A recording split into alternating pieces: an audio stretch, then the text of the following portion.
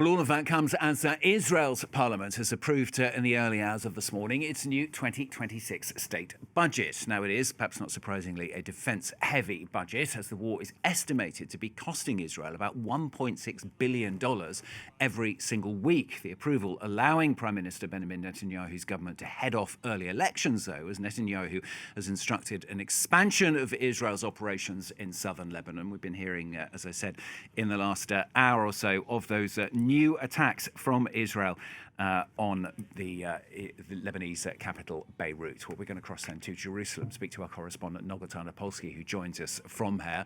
Noga, the budget's been approved then, but there's a lot more behind it as well, isn't there? Well, yes, and the number one item on this budget is actually servicing the national debt, something that has grown hugely during this war. Much of the war costs, including the cost of resettling populations, the cost of lost work days for people, all of this is just being added to the national debt. So that's the number one item ahead of military budgeting. And the reason we're seeing protesters outside the Knesset today really being pretty savagely dispersed by the police is because of a late night kind of thieves in the night parliamentary trick done by the government so as to transfer 800 million, shekels.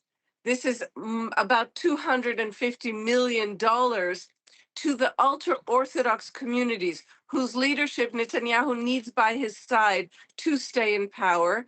And this is a community that does not serve in the army. So you can imagine that something as banal as a national budget this time actually is making waves in Israel, and is another indication of this breach between the people, the citizens of the country, and the government. And Noga has said at the top there, it comes as well as Netanyahu announces a real expansion as well of forces into southern Lebanon. We've been getting reports in the last half hour as well of the Israeli military striking Hezbollah targets in the capital, Beirut, too.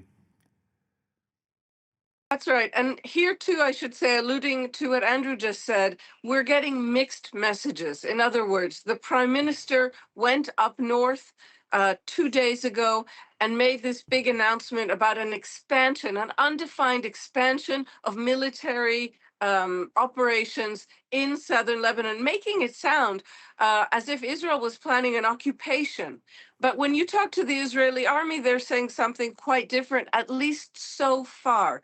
They're describing deep operations deep in Lebanon, even north of the Litani River, but not with permanent outposts. So not something that sounds like an occupation from the Israeli army, that, as we know from testimony from the chief of staff of the army himself, the army is at the end of its capacity.